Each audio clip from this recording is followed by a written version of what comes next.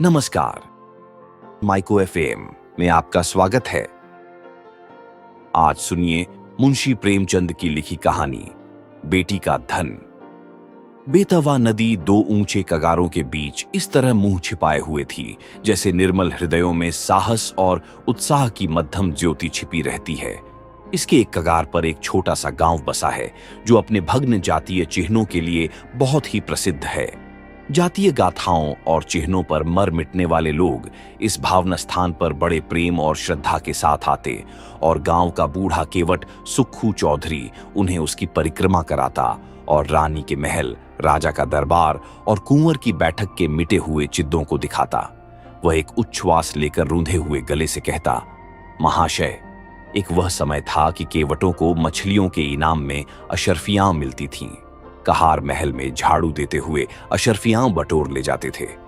बेतवा नदी रोज चढ़कर महाराज के चरण छूने आती थी। यह प्रताप और यह तेज था, परंतु आज इसकी यह दशा है। इन सुंदर उक्तियों पर किसी का विश्वास जमाना चौधरी के वश की बात न थी, पर सुनने वाले उसकी सहृदयता तथा अनुराग के जरूर कायल हो जाते थे। सुक्खू चौधरी उदार पुरुष थे, परंतु जितना बड़ा मुंह था उतना बड़ा ग्रास न था। 3 लड़के, 3 बहुएं और कई पौत्र पौत्रियां थीं। लड़की केवल एक गंगा जली थी जिसका अभी तक गौना नहीं हुआ था। चौधरी की यह सबसे पिछली संतान थी। स्त्री के मर जाने पर उसने इसको बकरी का दूध पिला पिलाकर पाला था। परिवार में खाने वाले तो इतने थे, पर खेती सिर्फ एक हल की होती थी। ज्यों त्यों कर निर्वाह होता था, परंतु सुक्खू की वृद्धावस्था और पुरातत्व ज्ञान ने उसे गांव में वह मान और प्रतिष्ठा प्रदान कर रखी थी जिसे देखकर झगड़ू साहू भीतर ही भीतर जलते थे। सुक्खू जब गांव वालों के समक्ष हाकिमों से हाथ फेंक फेंक कर बातें करने लगता और खंडहरों को घुमा फिराकर दिखाने लगता था, तो झगड़ू साहू, जो चपरासियों के धक्के खाने के डर से करीब नहीं फटकते थे, तड़प तड़प कर रह जाते थे। अतः वे सदा इस शुभ अवसर की प्रतीक्षा करते रहते थे जब सुक्खू पर अपने धन द्वारा प्रभुत्व जमा सकें। इस गांव के जमींदार ठाकुर जीतन सिंह थे, जिनकी बेगार के मारे गांव वालों का नाखों दम था। उस साल जब जिला मजिस्ट्रेट का दौरा हुआ और वह यहाँ के पुरातन चिन्हों की सैर करने के लिए पधारे, तो सुक्खू चौधरी ने दबी जबान से अपने गांव वालों की दूहक कहानी उन्हें सुनाई। हाकिमों से वार्तालाप करने में उसे तनिक भी भय न होता था। सुक्खू चौधरी को खूब मालूम था कि जीतन सिंह से रार मचाना सिंह के मुंह में सिर देना है। किंतु जब गांव वाले कहते थे कि चौधरी तुम्हारी ऐसे ऐसे हाकिमों से मिताई है और हम लोगों को रात दिन रोते कटता है, तो फिर तुम्हारी यह मित्रता किस दिन काम आवेगी। परोपकाराय सताम विभूतयः। तब सुक्खू का मिजाज आसमान पर चढ़ जाता था। घड़ी भर के लिए वह जीतन सिंह को भूल जाता था। मजिस्ट्रेट ने जीतन सिंह से इसका उत्तर मांगा। उधर झगड़ू साहू ने चौधरी के इस साहसपूर्ण स्वामीद्रोह की रिपोर्ट जीतन सिंह को दी। ठाकुर साहब जलकर आग हो गए। अपने कारिंदे से बकाया लगान की बही मांगी। संयोगवश चौधरी के जिम्मे इस साल का कुछ लगान बाकी था। कुछ तो पैदावार कम हुई, उस पर गंगाजली का ब्याह करना पड़ा। छोटी बहू नथ की रट लगाए हुए थी, वह बनवानी पड़ी। इन सब खर्चों ने हाथ बिल्कुल खाली कर दिया था। लगान के लिए कुछ अधिक चिंता नहीं थी। वह इस अभिमान में भूला हुआ था कि जिस जबान में हाकिमों को प्रसन्न करने की शक्ति है, क्या वह ठाकुर साहब को अपना लक्ष्य न बना सकेगी। बूढ़े चौधरी इधर तो अपने गर्व में निश्चिंत थे और उधर उन पर बकाया लगान की नालिश ठुक गई। सम्मन आ पहुंचा। दूसरे दिन पेशी की तारीख पड़ गई। चौधरी को अपना जादू चलाने का अवसर न मिला। जिन लोगों के बढ़ावे में आकर सुक्खू ने ठाकुर से छेड़छाड़ की थी, उनका दर्शन मिलना दुर्लभ हो गया। ठाकुर साहब के सहने और प्यादे गांव में चील की तरह मंडराने लगे। उनके भय से किसी को चौधरी की परछाई काटने का साहस न होता था। कचहरी वहां से 3 मील पर थी। बरसात के दिन रास्ते में ठौर ठौर पानी, उमड़ी हुई नदियां, रास्ता कच्चा, बैलगाड़ी का निबाह नहीं, पैरों में बल नहीं, अतः अदम पैरवी में मुकदमे एक तरफा फैसला हो गया। कुर्की का नोटिस पहुंचा तो चौधरी के हाथ पांव फूल गए, सारी चतुराई भूल गई। चुपचाप अपनी खाट पर पड़ा पड़ा नदी की ओर ताकता और अपने मन में कहता, क्या मेरे जीते जी घर मिट्टी में मिल जाएगा? मेरे इन बैलों की सुंदर जोड़ी के गले में आह, क्या दूसरों का जुआ पड़ेगा। ये सोचते सोचते उसकी आंखें भर आती। वह बैलों से लिपट कर रोने लगा, परंतु बैलों की आंखों से क्यों आंसू जारी थे? वे नाद में मुंह क्यों नहीं डालते थे? क्या उनके हृदय पर भी अपने स्वामी के दुख की चोट पहुंच रही थी? फिर वह अपने झोपड़े को विकल नयनों से निहार कर देखता और मन में सोचता, क्या हमको इस घर से निकलना पड़ेगा? यह पूर्वजों की निशानी क्या हमारे जीते जी छिन जाएगी? कुछ लोग परीक्षा में दृढ़ रहते हैं और कुछ लोग इसकी हल्की आंच भी नहीं सह सकते। चौधरी अपनी खाट पर उदास पड़े घंटों अपने कुलदेव महावीर और महादेव को मनाया करता और उनका गुण गाया करता। उसकी चिंता दग्ध आत्मा को और कोई सहारा न था। इसमें कोई संदेह न था कि चौधरी की तीनों बहुओं के पास गहने थे, पर स्त्री का गहना ऊख का रस है जो पैरने ही से निकलता है। चौधरी जाति का ओछा पर स्वभाव का ऊंचा था। उसे ऐसी नीच बात बहुओं से कहते संकोच होता था। कदाचित यह नीच विचार उसके हृदय में उत्पन्न ही नहीं हुआ था, किंतु तीनों बेटे यदि जरा भी बुद्धि से काम लेते तो बूढ़े को देवताओं की शरण लेने की आवश्यकता न होती। परंतु यहां तो बात ही निराली थी। बड़े लड़के को घाट के काम से फुर्सत न थी। बाकी दो लड़के इस जटिल प्रश्न को विचित्र रूप से हल करने के मंसूबे बांध रहे थे। मंझले झींगुर ने मुंह बनाकर कहा, ऊह, इस गांव में क्या धरा है? जहां ही कमाऊंगा वहीं खाऊंगा, पर जीतन सिंह की मूंछें एक एक करके चुन लूंगा। छोटे फक्कड़ ऐंठ कर बोले, मूंछें तुम चुन लेना, नाक मैं उड़ा दूंगा, नकटा बना घूमेगा। इस पर दोनों खूब हंसे और मछली मारने चल दिए। इस गांव में एक बूढ़े ब्राह्मण भी रहते थे। मंदिर में पूजा करते और नित्य अपने यजमानों को दर्शन देने नदी पार जाते, पर खेवे के पैसे न देते। तीसरे दिन वह जमींदार के गुप्तचरों की आंख बचाकर सुक्खू के पास आए और सहानुभूति के स्वर में बोले, चौधरी, कल ही तक मियाद है और तुम अभी तक पड़े पड़े सो रहे हो। क्यों नहीं घर की चीज ढूंढ ढांढ कर किसी और जगह भेज देते? न हो समधिया ने पठवा दो, जो कुछ बच रहे वही सही। घर की मिट्टी खोदकर थोड़े ही कोई ले जाएगा। चौधरी लेटा था, उठ बैठा और आकाश की ओर निहार कर बोला, जो कुछ उसकी इच्छा है वह होगा, मुझसे यह जाल न होगा। इधर कई दिन की निरंतर भक्ति और उपासना के कारण चौधरी का मन शुद्ध और पवित्र हो गया था। उसे छल प्रपंच से घृणा हो गई थी। पंडित जी जो इस काम में सिद्धहस्त थे, लज्जित हो गए। परंतु चौधरी के घर के अन्य लोगों को ईश्वरेच्छा पर इतना भरोसा न था। धीरे धीरे घर के बर्तन भांडे खिसकाए जाते थे। अनाज का एक दाना भी घर में न रहने पाया। रात को नाव लदी हुई जाती और उधर से खाली लौटती थी। 3 दिन तक घर में चूल्हा न जला। बूढ़े चौधरी के मुंह में अन्न की कौन कहे, पानी की एक बूंद भी न पड़ी। स्त्रियां भाड़ से चने भुनाकर चबाती और लड़के मछलियां भून भून कर उड़ाते।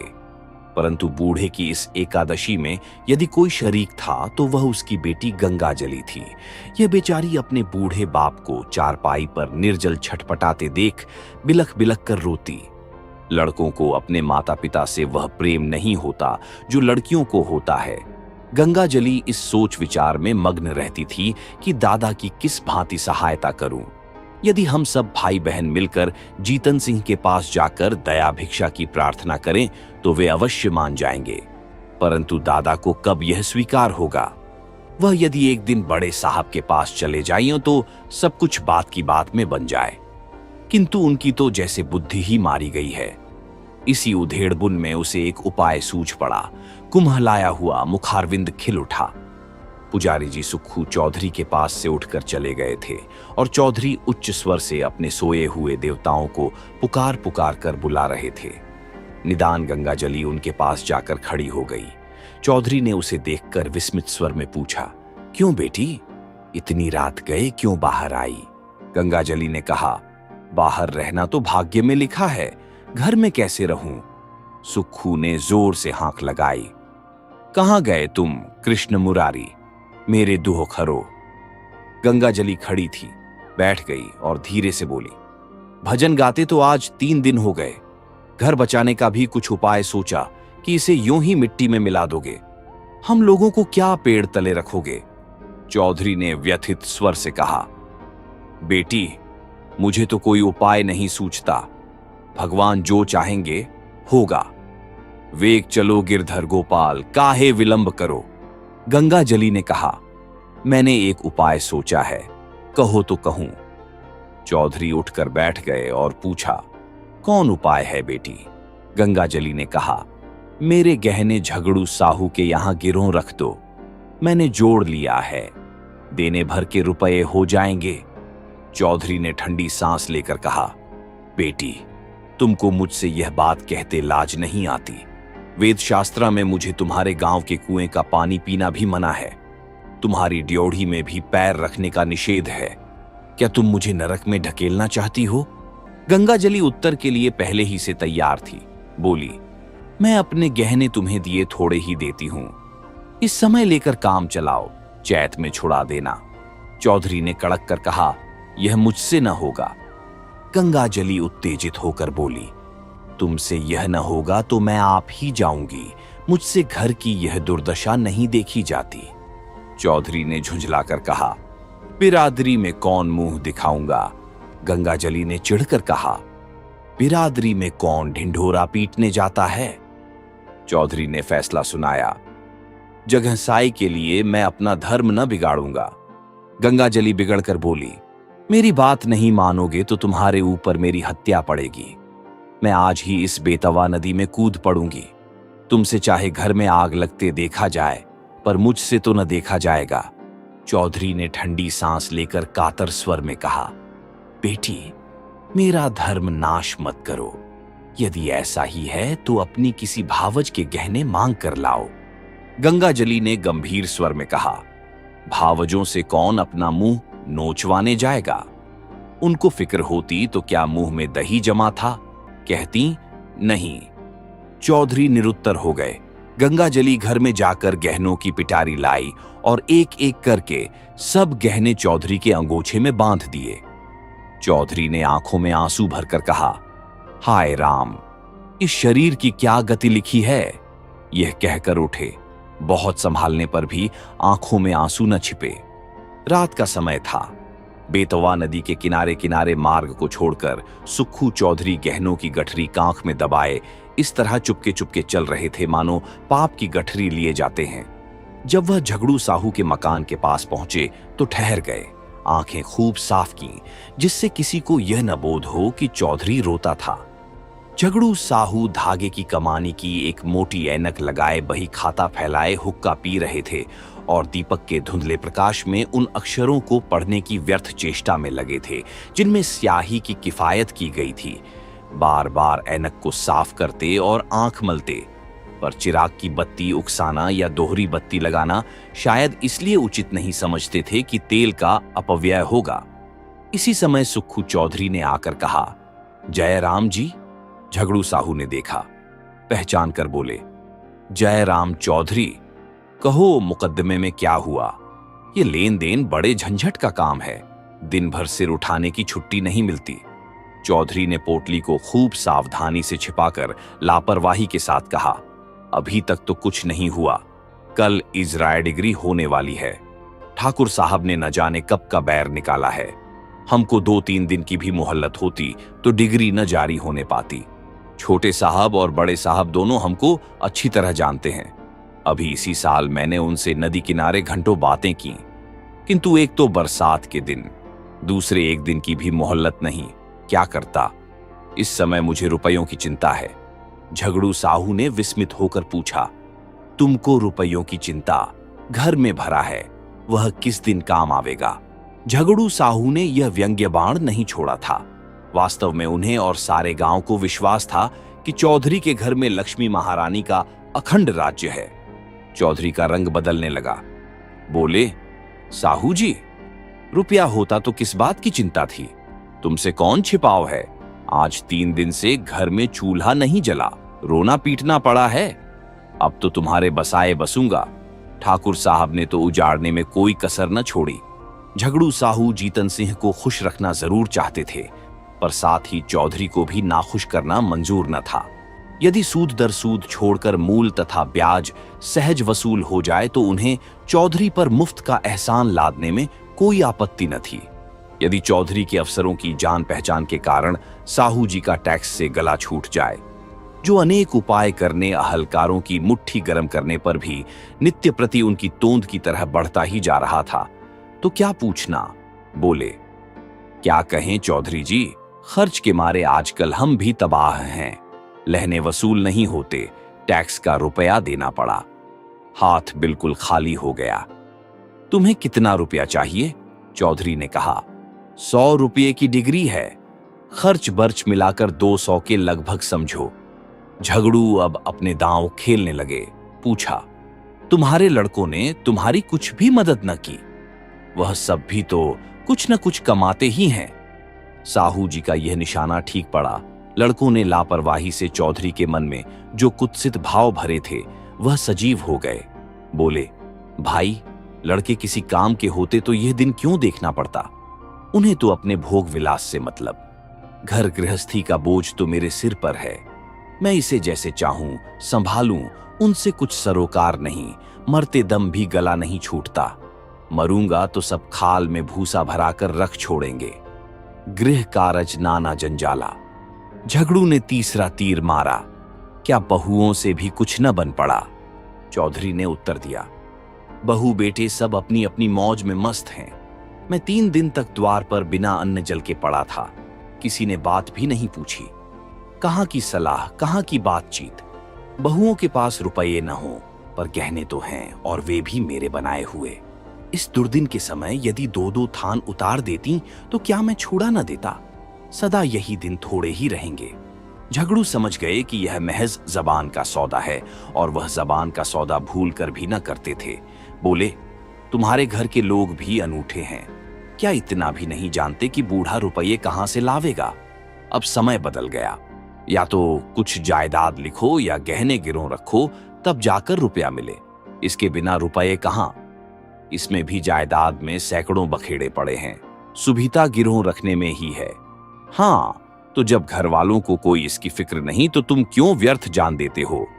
यही ना होगा कि लोग हंसेंगे, सो ये लाज कहां तक निभाओगे?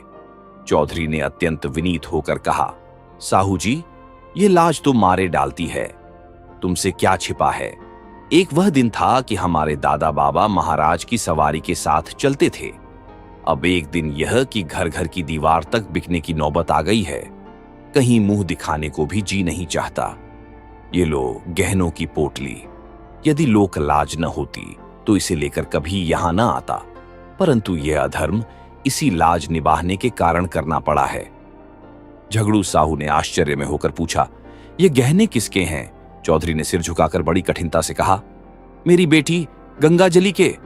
झगड़ू साहू स्तंभित हो गए। बोले, अरे राम राम। चौधरी ने कातर स्वर में कहा, डूब मरने को जी चाहता है। झगड़ू ने बड़ी धार्मिकता के साथ स्थिर होकर कहा, शास्त्रा में बेटी के गांव का पेड़ देखना मना है। चौधरी ने दीर्घ निश्वास छोड़कर करुण स्वर में कहा, न जाने नारायण कब मौत देंगे। भाई की 3 लड़कियां ब्याही, कभी भूल कर भी उनके द्वार का मुंह नहीं देखा। परमात्मा ने अब तक तो टेक निभाई है, पर अब न जाने मिट्टी की क्या दुर्दशा होने वाली है। झगड़ू साहू लेखा जौ जौ बख्शीश 100-100 के सिद्धांत पर चलते थे। सूद की एक कौड़ी भी छोड़ना उनके लिए हराम था। यदि 1 महीने का 1 दिन भी लग जाता तो पूरे महीने का सूद वसूल कर लेते। परंतु नवरात्र में नित्य दुर्गा पाठ करवाते थे। पितृपक्ष में रोज ब्राह्मणों को सीधा बांटते थे। बनियों की धर्म में बड़ी निष्ठा होती है। यदि कोई दीन ब्राह्मण लड़की ब्याहने के लिए उनके सामने हाथ पसारता तो वह खाली हाथ न लौटता। भीख मांगने वाले ब्राह्मणों को चाहे वह कितने ही संडे मुसंडे हों, उनके दरवाजे पर फटकार नहीं सुननी पड़ती थी। उनके धर्मशास्त्र में कन्या के गांव के कुएं का पानी पीने से प्यासा मर जाना अच्छा है। वह स्वयं इस सिद्धांत के भक्त थे और इस सिद्धांत के अन्य पक्षपाती उनके लिए महामान्य देवता थे। वे पिघल गए। मन में सोचा, यह मनुष्य तो कभी ओछे विचारों को मन में नहीं लाया। निर्दय काल की ठोकर से अधर्म मार्ग पर उतर आया है तो उसके धर्म की रक्षा करना हमारा कर्तव्य धर्म है। ये विचार मन में आते ही झगड़ू साहू गद्दी से मसनद के सहारे उठ बैठे और दृढ़ स्वर से कहा, वही परमात्मा जिसने अब तक तुम्हारी टेक निभाई है, अब भी निभाएंगे। लड़की के गहने लड़की को दे दो। लड़की जैसी तुम्हारी है वैसी मेरी भी है। ये लो रुपए, आज काम चलाओ। जब हाथ में रुपए आ जाएं, दे देना। चौधरी पर इस सहानुभूति का गहरा असर पड़ा। वह जोर जोर से रोने लगा। उसे अपने भावों की धुन में कृष्ण भगवान की मोहिनी मूर्ति सामने विराजमान दिखाई दी। वही झगड़ू जो सारे गांव में बदनाम था, जिसकी उसने खुद कई बार हाकिमों से शिकायत की थी, आज साक्षात देवता जान पड़ता था। रूंधे हुए कंठ से गदगद हो बोला, झगड़ू, तुमने इस समय मेरी बात, मेरी लाज, मेरा धर्म कहां तक कहूं, मेरा सब कुछ रख लिया। मेरी डूबती नाव पार लगा दी। कृष्ण मुरारी तुम्हारे इस उपकार का फल देंगे और मैं तो तुम्हारा गुण जब तक जीऊंगा गाता रहूंगा। धन्यवाद। ऐसे ही कहानियों को सुनने के लिए सब्सक्राइब करें माइको एफएम को।